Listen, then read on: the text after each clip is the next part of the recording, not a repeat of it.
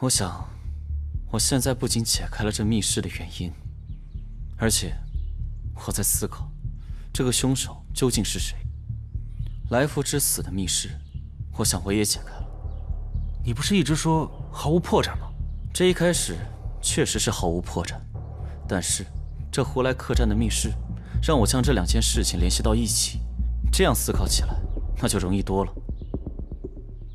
有些事，我还是要再确定一下，所以得让你去做。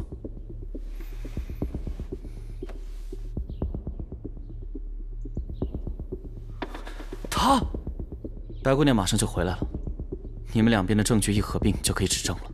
我明白了，那我先走了，追下去。尹姑娘，去哪儿啊？办点事。宋大哥，你找我呀？尹姑娘，这个案子的谜底马上就要揭开了，但在那之前，我得先回趟尹家庄。什么？你们要走？将军的死不能就这么算了？杀死你们将军的人，也就是杀死尹茂春、来福、一心道长的人。只要回到尹家庄，这谜底就全部揭开了。宋大哥，可是我娘那边……你娘会这么做，是为了保护一些人，而如今，她已经护不住了。这次我们必须回去。而这个案子已经非常明显了，这凶手来到尹家，就是为了复仇。你爹选择自枪，也是为了保护这庄子的人，而将军就是这凶手最后的目标。现在他已经完成了任务，马上就要离开了。你如果放弃，那这些人就是死的不明不白。尹姑娘，你可以选择不明不白的过下去，又或者你可以选择真相，让大宋的律法来制裁他。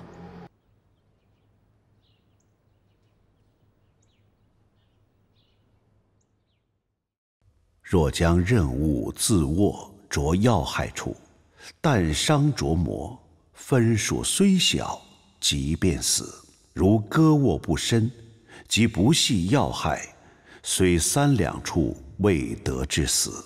宋词洗冤集录。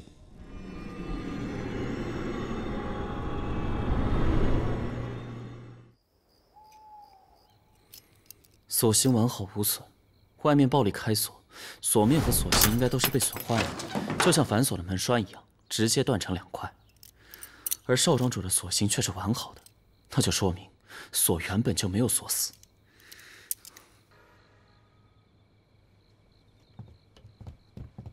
白姑娘，这么晚来找我，肯定是有好消息吧？什么都瞒不过你。这些是袁信所有郎中的药方，我也问了尹家负责采买草药的小厮具体情况，果然和你猜测的一样，少庄主是被人用蛇信草下的药。这乌拉草，不，这蛇信草，它的药效……按我对药理的理解，稍微懂一些的人都能控制这药效的时长。宋大哥，你别忘了，这个凶手可是能制造出锁心骨的高手，所以我想控制他的药效并不难。有劳白姑娘了。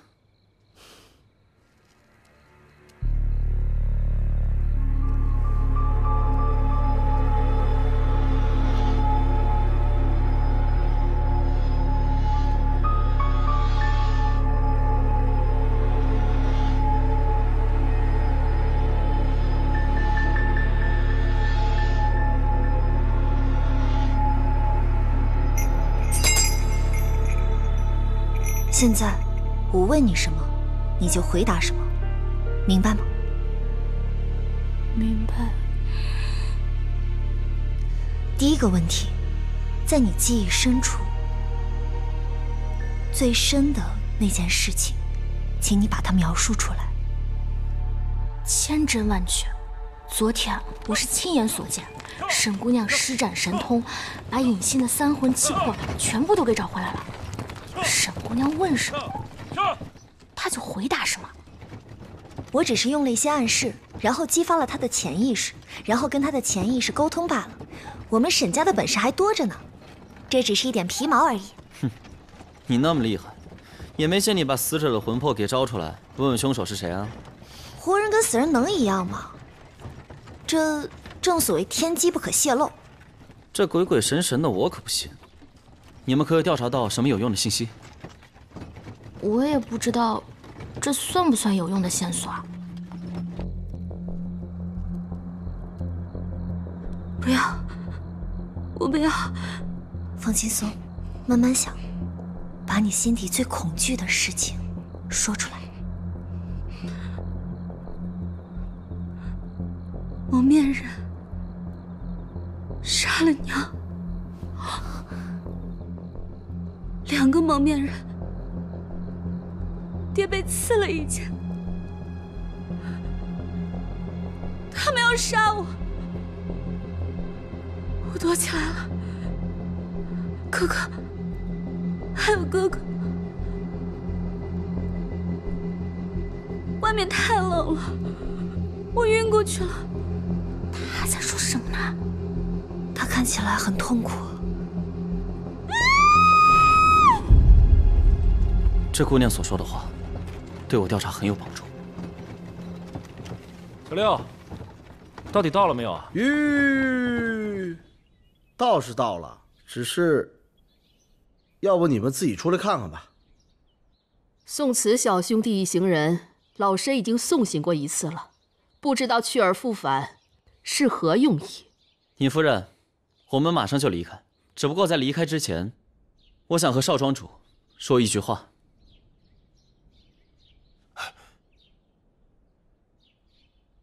请说。少庄主，这叶芷芳姑娘已经死了。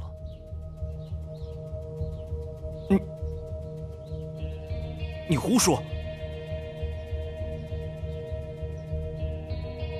超儿，你别听他胡说，我们回去。若是没猜错，这叶芷芳姑娘的化名叫殷兰，她确实是死了。叶芷芳就是殷兰，这到底是怎么回事啊？我们不认识什么叶芷芳和殷兰。超儿，咱们回去。说的是真的。其实你们尹家庄在胡来客栈发生的事，我们都知道。如果没有猜错的话，整个案子参与的人有3个：陈冲、尹超，还有殷兰，也就是叶芷芳。李大哥，这怎么可能啊？我哥和我师兄怎么会是凶手呢？况且我哥还是受害者啊！没有证据，我是不会出手的。一派胡言！你要再胡乱说话，我就……夫人，乔儿，赶紧回家，不要跟这些人混在一起。枉我把你们当成是巧儿的贵客，竟然这般血口喷人！尹夫人，这关系到将军的死，如果您再阻止宋慈小兄弟说下去，就别怪我不客气了。好，你说超儿和冲儿是凶手，这怎么可能？一个是尹家庄的少庄主，一个是庄主的大弟子，他们怎么可能？这一切还得从鄱阳湖惨案说起。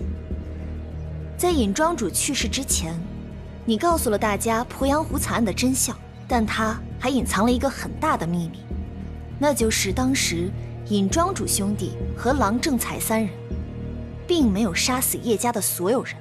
这卷宗里写的是死了13个人，但尹庄主其实有所隐瞒，死的人数应该是10个人。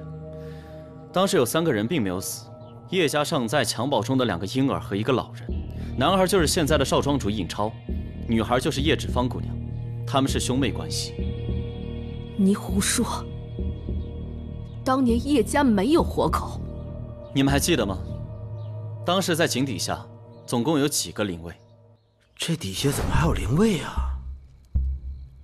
又是叶远志，全是叶家的灵位。看来咱们猜测的8、9不离10了。当时我数过，井底叶家的灵位一共是10座。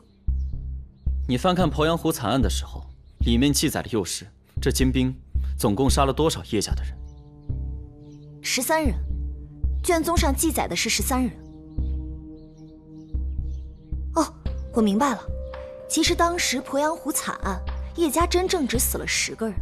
我猜，应该是有一名不起眼的叶家老仆，带着尚在襁褓中的叶芷芳躲了起来，而还有一丝良心的尹德旺，在最后并没有对那个男婴痛下杀手。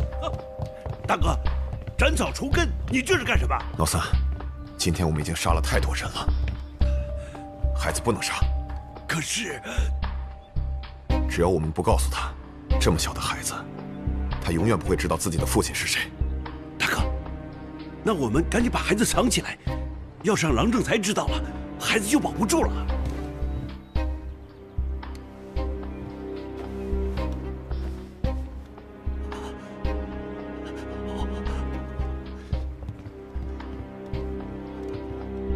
所以沈姑娘，你的意思是，事后尹庄主遭受良心谴责，隐居于此，而信佛的尹夫人深知丈夫罪孽深重，一心想赎罪的她，把这个叶家的孩子视如己出，对他特别好。你胡说，超儿是我的。不错，超儿，哥，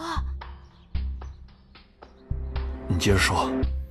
这家仆自然知道这一切。等叶芷芳姑娘长大以后，他就将这一切全部告诉了叶姑娘。而这叶姑娘来尹家寻仇，可是人手不够，便找到了她哥哥。我想你们相认的时间，应该就是在3个月前吧。少庄主，这个胡岭镇虽然不大，但是该有的都有。老夫人的寿辰还有段时间，您可以慢慢挑选。那行，那你去买点果蔬，不用跟着我了，我自己看看。去吧。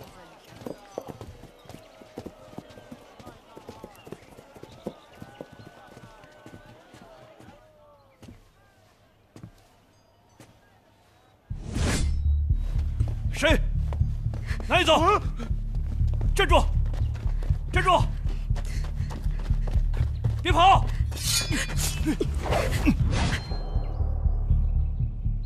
其实一直在我身上的这块玉是半块，是我亲生爹娘留给我的，而另外的半块在我妹妹那儿，2块合在一块儿，刻有我们的名字。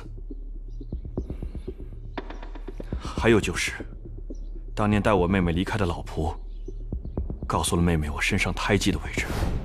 哥，爹娘的仇，我们全家的仇必须要报。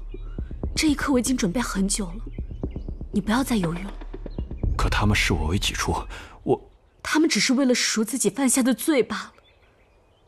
要知道，我们全族上下都死在了那个将你视为己出的尹家，他们收留你。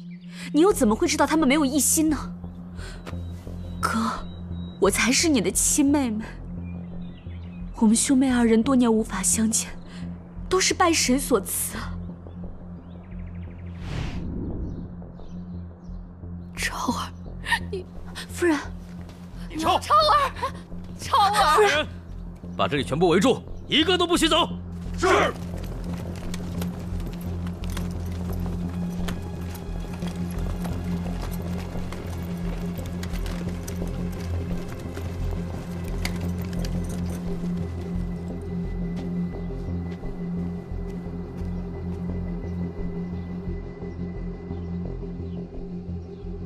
你在确认叶芷芳是你妹妹之后，你们便决定演出戏。尹家庄的少庄主在山林狩猎不慎迷路，然后邂逅美丽的胡青姑娘。那片林子叫做狐妖岭。据少庄主自己说，他在林子里遇到了一位绝世美女。其实尹超和陈冲很早就已经达成合作，在陈冲的刻意引导下，庄内开始出现流言。少庄主在回来之后便茶饭不思，这才有了后面胡金勾人的故事。谁都不会怀疑，一个躺在病榻上的人，就是那个想要覆灭整个尹家庄的幕后主使。而木屋那边发生的一切，都是叶芷芳在故弄玄虚。当我们第一次探索狐妖岭的时候，我曾经施展过一次通灵术。通灵结果是，这座小屋无论陈设还是物件腐朽程度，都是刻意布置出来的。此外，我也没有感受到任何鬼怪气息，因此，当时我就肯定，这一切都是人干的。想来陈公子是故意带了大量人手，去寻找这个精心布置好的狐仙小屋吧。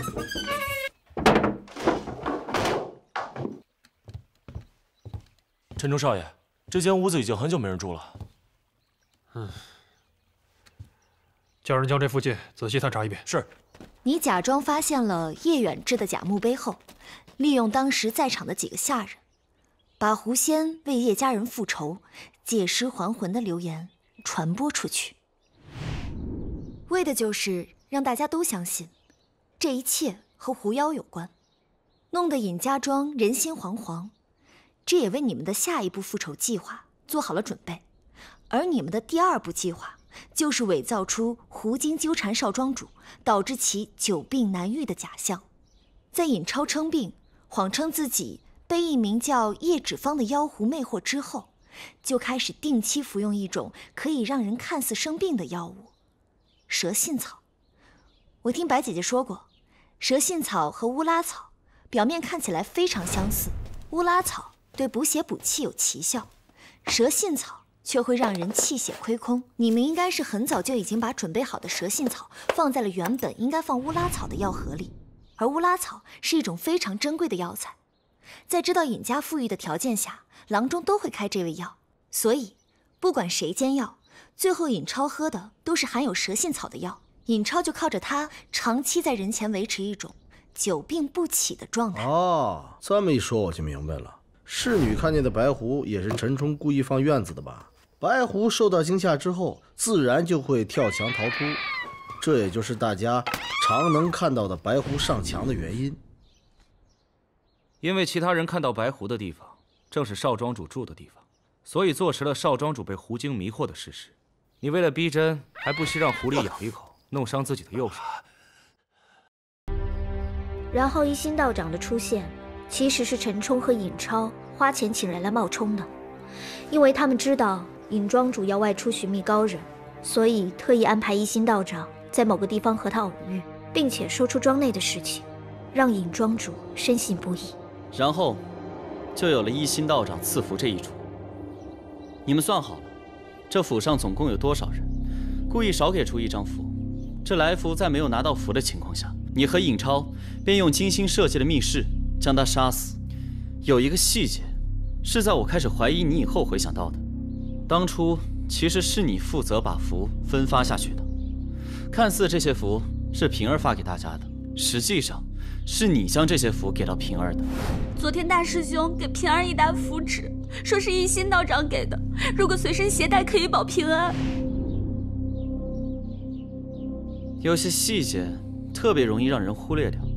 其实你早就看出了平儿和来福关系并不好，你故意将符让平儿来发，而这平儿自然最后才想到来福。也就是说，来福没有拿到符纸，本来就不是巧合，而是你们精心设计的结果。之所以我会开始怀疑你，是因为我们离开尹家庄前，有个黑衣人袭击了尹二叔。据尹姑娘所说，这个黑衣人对庄子里的地形非常熟悉，而且他用的还是我们尹家庄的功夫。而尹家打得过他的只有2个人，一个是死去的庄主，另一个那就是你。那天的黑衣人是左手拿剑，那是因为你的右手被狐狸所咬伤了。而那天晚上你是最晚回来的。我听说出事了，乔儿，你没事吧？我没事儿，只不过让那个人给跑了。傍晚时分，我奉夫人的命令到镇上的药房去给少庄主抓一些进补的药。要是我在的话，我一定抓住这黑衣人。你找理由说是去买药，但是我让子方去调查了镇上所有的药店，有些事我还需要再确定一下，所以得让你去做。放心吧。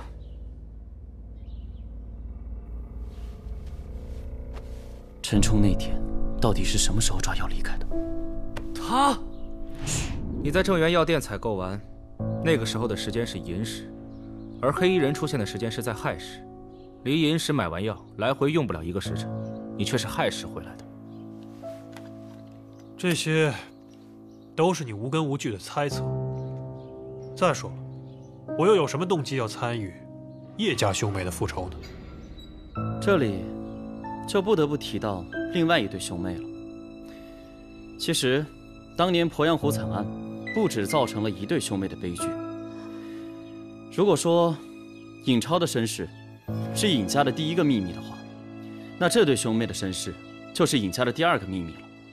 其实第2对兄妹今天都在这里，陈冲和尹欣。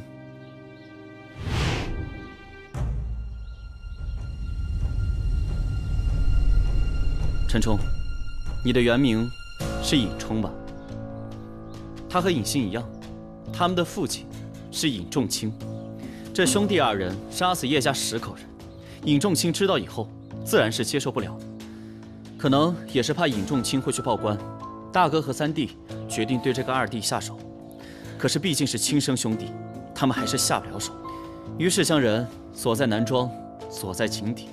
而这年幼的兄妹，这哥哥被庄主带去作为徒弟来细心照顾，这妹妹被尹茂春带走，对外假称是自己的亲生女儿。原来昨天晚上，尹欣说的都是真实的记忆啊！不错，尹庄主曾经是这样说的。茂春他一生命运多舛，早年得有一子，就是摔在这口井里给淹死的，后来才有了尹欣，没想到又是一个痴儿。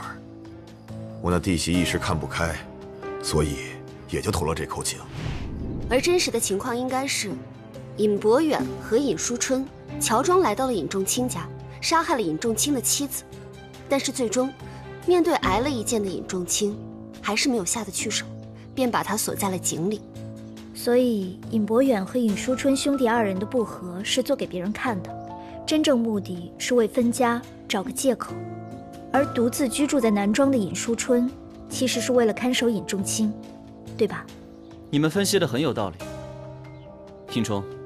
其实一开始我并没有怀疑过你，直到那个黑衣人冲进尹仲卿的房间，但是却没有杀死他，而是扒开他的衣服。这衣服是黑衣人进来了？应该是，反正我进来的时候，二叔的衣服前襟就已经被撕开了。我想，你是在确定他是不是你的父亲吧？陈大哥，当初你母亲被杀，父亲被刺了一剑的记忆，你应该隐约还记得吧？这点你倒是猜得不错。当初庄主收留我时，说是我父亲在外与人结了仇，为免再遭报复，让我改了母姓。欣儿在对外说是2庄主的女儿，即便我的父亲真的是尹仲卿，那又如何？你们有什么证据可以证明来福、尹茂春、郎正才都是我杀的？这来福是伺候尹超的小厮，也是整个案子最接近胡金的人，而他的死，就是你们复仇计划的第3步。你们将他残忍杀害，仅仅是为了让我们相信，所有靠近胡金的人都会受到牵连，被胡金摄去魂魄而死，从而在庄内散布恐慌。那天晚上，这尹超其实根本就没有喝下蛇性草的药，而是叫来了来福。来福在。来福听到了尹超的呼唤，打开了尹超房外的门锁。少爷，您怎么起来了？身体是不是好些了？来，然后尹超就用准备好的锁心骨迷倒了来福。所以我当时在尹超屋内的地板上发现了一些痕迹，应该是当晚把来福拖拽回外屋的时候留下的。尹超将来福放到床上，然后打开门，放陈冲进入了屋子。来福是被一根烧红的铁棍插入肛门而死，所以外表查不出任何的伤，也排除了中毒的可能。但他死前外表扭曲，所以大家都以为是狐妖夺了心智而死。你们有仇报仇，但是来福是个下人，没必要对他这样吧？这个密室到底是怎么形成的？外面的门是尹超锁上的，而内屋的门其实并没有锁上。尹超将锁虚挂在门外，然后关上房门。这个密室第一个冲进去的人，必然是陈冲，而他当着所有人的面将门锁给砍断。所有人听到门锁落地，自然以为门是锁上的。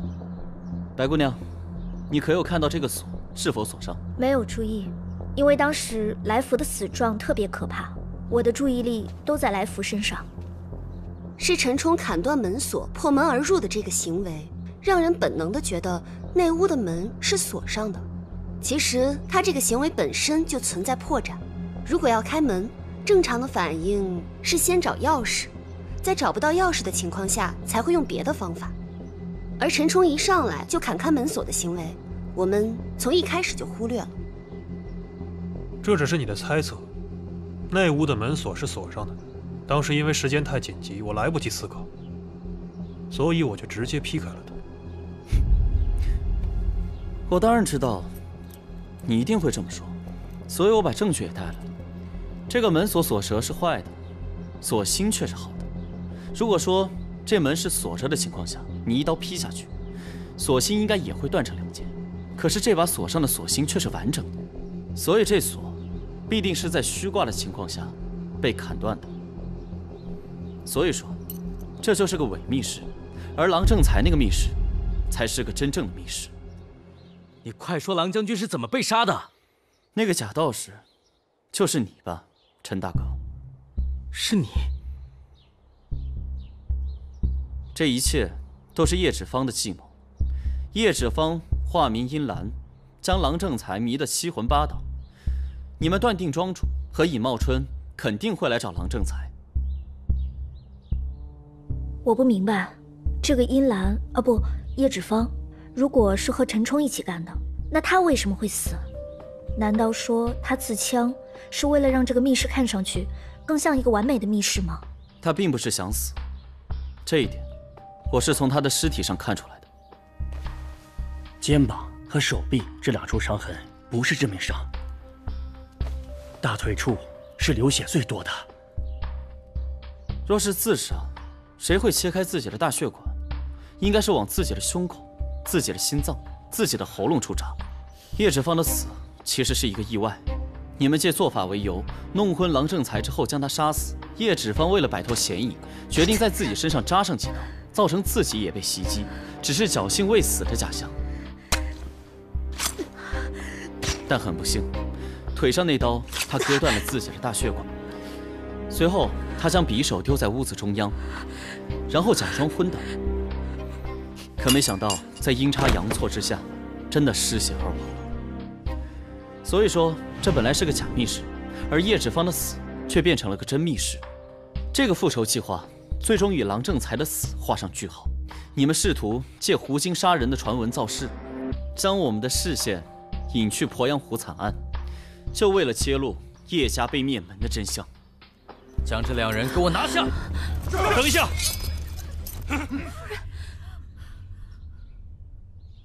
娘，你一直视我为己出，甚至把对俏儿的爱都分给了我，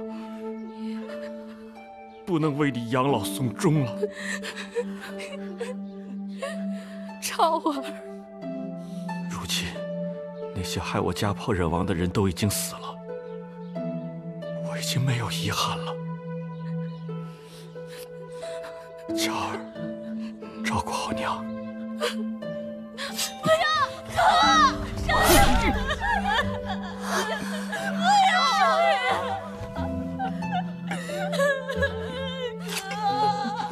少爷，少爷，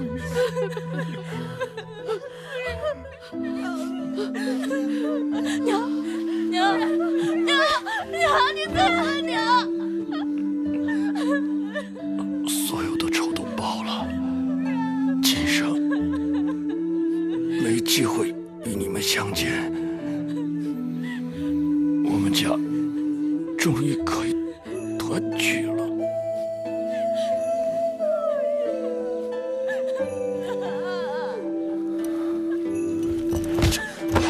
师兄，你们干什么？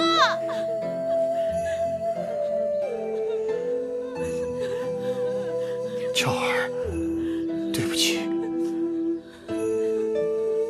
庄主是我害死的。庄哥。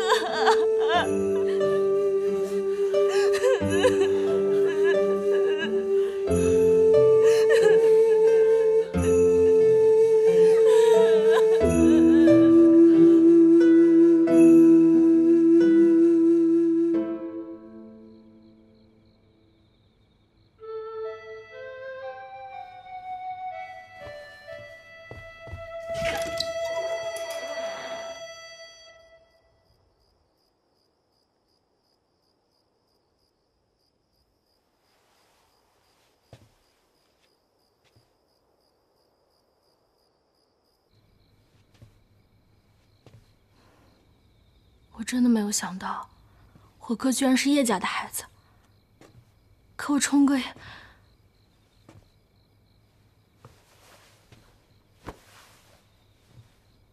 如果你想换换心情，你可以跟我离开这里。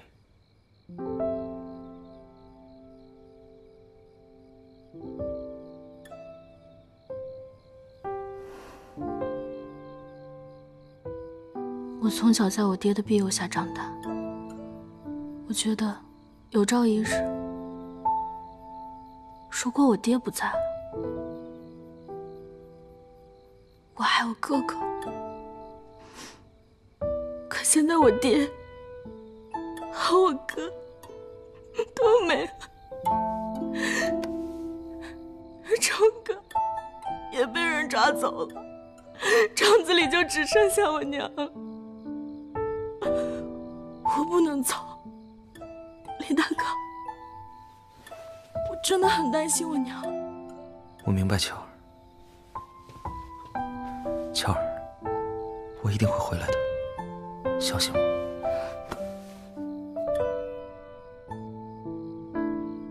你说是不是所有事情都揭开谜底？这真的是好事吗？可是寻求真相，不一直都是你所追求的吗？至于有罪无罪，是好是坏，这本不该你考虑，而是官府考虑的事。话是这么说，可这尹庄……至少尹姑娘是无辜的，你救了她。无论怎么样，这件案子，多谢你和小山伯，你们俩在关键点上起到了关键的作用，谢谢你。其实，第一次听到某人在背后说我的好话，难得啊。啊？谁说你好话了？我怎么没听见呢？本姑娘今天心情好，不想跟你贫嘴。现在案子已经破了，咱们是不是也该离开了？那我们收拾一下，走吧。可是，尹姑娘怎么办？你就别操这个心了。怎么还嫌自己这蜡烛当得不够亮啊？刚才贾刚已经带着部队离开虎岭镇了，陈冲也已经交给官府处置，可直到现在，他还一句话都没说呢。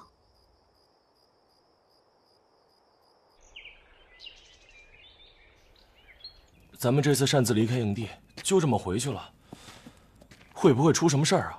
可尹家庄的案子马上就要大白天下，郎将军的这事儿肯定是盖不住啊。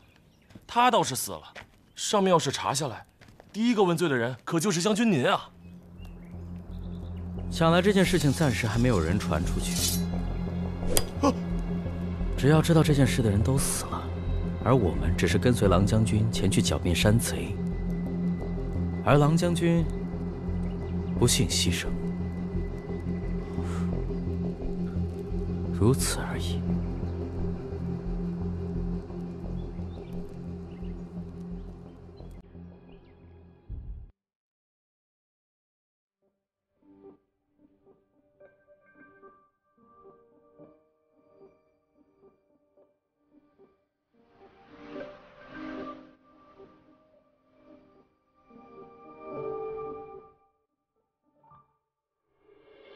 年少中怀大志。